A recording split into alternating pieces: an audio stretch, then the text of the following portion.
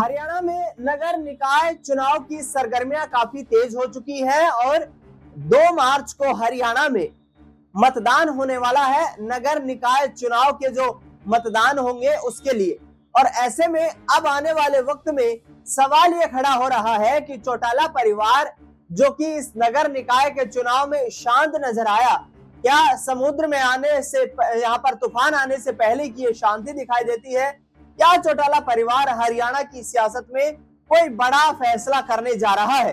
दरअसल आपको बता दें कि सिलसिलेवार तरीके से चर्चा करेंगे। 20 दिसंबर 2024 को हरियाणा के 5 बार के मुख्यमंत्री, इंडियन नेशनल लोकदल के संस्थापक ओम प्रकाश चौटाला का निधन हो गया था।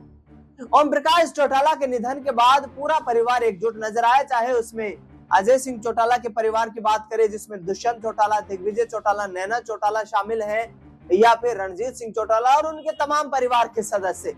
दूसरी ओर 31 दिसंबर 2024 को तेजाखेड़ा फार्म हाउस जो कि सिरसा में स्थित है, वहां पर ओम प्रकाश चौटाला की शोक सभा का आयोजन किया गया।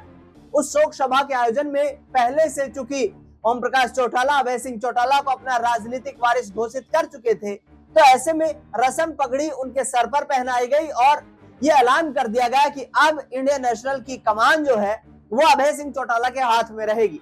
दरअसल अब नगर निकाय के चुनाव में जेजेपी और इंडियन नेशनल लोकदल शांत नजर क्यों आ रही है?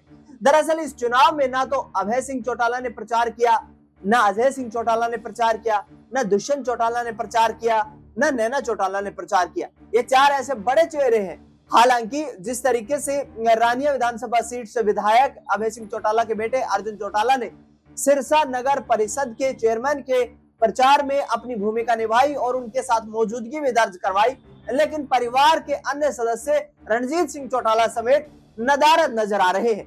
दरअसल पिछले दिनों एक कार्यक्रम में अभय सिंह चौटाला ने एक संकेत दिया था परिवार की एकजुटता को लेकर।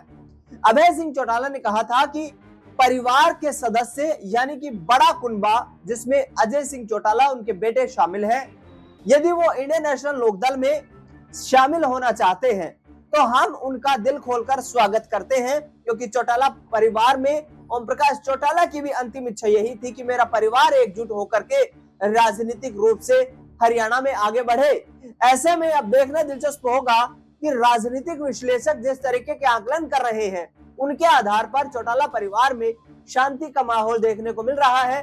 अब ये शांति क्या परिवर्तन का रूप लेती नजर आएगी, ये भी बड़ा सवाल है, क्योंकि हरियाणा की राजनीति से पिछले करीब 10 सालों में यदि संयुक्त चौटाला परिवार की बात करें तो वो पिछड़ चुका था। हालांकि जेजेपी जो है वो सरकार में शामिल रही, लेकिन एक बार फिर से संकट की घड़ी राजनीतिक तौर पर देखा जाए तो चौटाला परिवार के सामने आकर खड़ी हो गई है। अब क्या कुछ फैसला चौटाला परिवार करता हुआ नजर आएगा, ये देखना आगामी वक्त में दिलचस्प रहने वाला है। फिलहाल इस खबर में इतना ही। देश दुनिया से जुड़ी तमाम बड़ी खबरों के लिए देखते रहिए SPN 9 न्यूज।